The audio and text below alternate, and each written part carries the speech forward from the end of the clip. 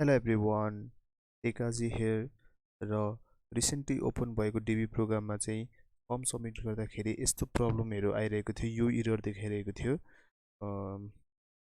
र मेरो पनि सुरुमा यही भएको थियो र पछि मैले कसरी सल्भ गरेँ भने यो चाहिँ मेरो चाहिँ फोटोमा प्रब्लम रहेछ। यदि तपाईँको पनि यस्तो आइरहेको छ भने तपाईँ चाहिँ डिबीको फोटो टुलमा जान सक्नुहुन्छ। यो डिबी लट्रीकै अफिसियल यो युआरएल सर्च गरेर तपाईँ जान सक्नुहुन्छ। तपाईँ यो पेजमा आउनुहुन्छ र यहाँबाट चाहिँ यसरी चुज फोटो गर्नु होला र तपाईँको फोटो कुन हो र कुन तपाईँ चाहिँ सबमिट गर्न चाहनुहुन्छ त्यो फोटो। जस्तै मेरो चाहिँ यो है ओरिजिनल हो। ओके,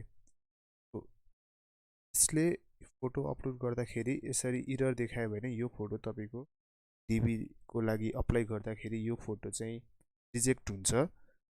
किनकि यसले भनेको चाहिँ minimum photo dimension are 600 by 600देखि 1200 बाई 1200सम्मको फोटो मात्र यसमा अपलोड गर्न सक्नुहुन्छ है। तपाईँ पहिला आफ्नो यसमा चेक गर्नु होला, यो साइडमा चेक गर्नु होला र यसले एक्सेप्ट गरेपछि मात्रै त्यो फोटो एक्सेप्ट हुन सक्छ है त। यो फोटो मेरो 600 बाई 600 छ। अब यसलाई मैले कसरी चाहिँ फिक्स गरेँ त भन्दाखेरि त्यसपछि म जान्छु एडोब फोटो रिसाइजरमा जान्छु। यो चाहिँ एडोबको अनलाइन रिसाइजर हो। ठ्याक्कै यो युआरएलमा जानु होला र त्यसपछि यहाँ अपलोड गरेर यसलाई काटिदिनु होला है। अपलोड गरेर अनि म चाहिँ यहाँ जुन फोटो मैले हाल्नुपर्ने हो त्यो म अपलोड गरिदिन्छु है त।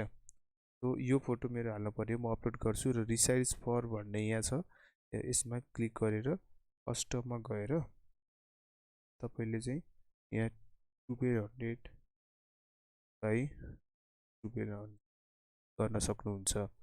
यो फोटो बाई 1200 ओके।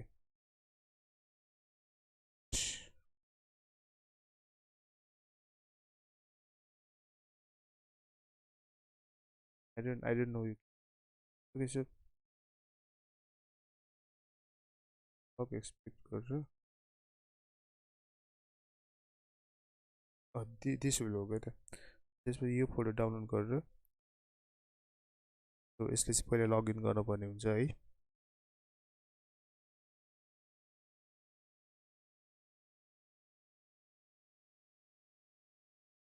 ओके,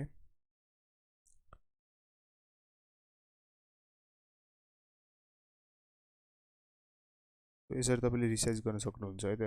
अनि त्यसपछि यो फोटो अब डाउनलोड भइसकेको छ, माई प्रोजेक्टको नाममा छ है। फोटो टुलमा गएर यो फोटो गर्छु यसरी राख्दाखेरि ओके। यो फोटोले एक्चुअली यो फोटो चाहिँ एप्लाई गर्दाखेरि यो फोटो चाहिँ के हुन्छ त, यो फोटो चाहिँ एक्सेप्ट हुन्छ है त। क्रप म्यानुअली गर्न सक्छौँ। यो ट्युटोरियल देखाउँछ, यो क्लोज। यो आईलाई चाहिँ आईमा लगेर राखिदिनु होला। यसले चाहिँ ठ्याक्क एप्रोप्रिएट उसमा डाइमेन्सनमा कर्भ गरिन्छ है त।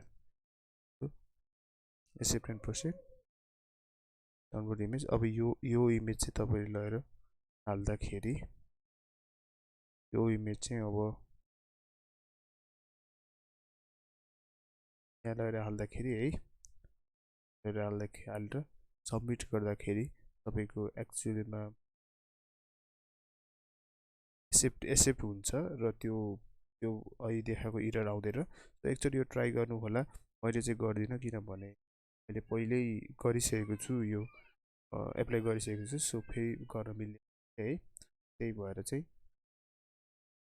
तपाईँ एकचोटि ट्राई गर्नु होला। I hope this works for you है। you in the next video. Till then, bye bye.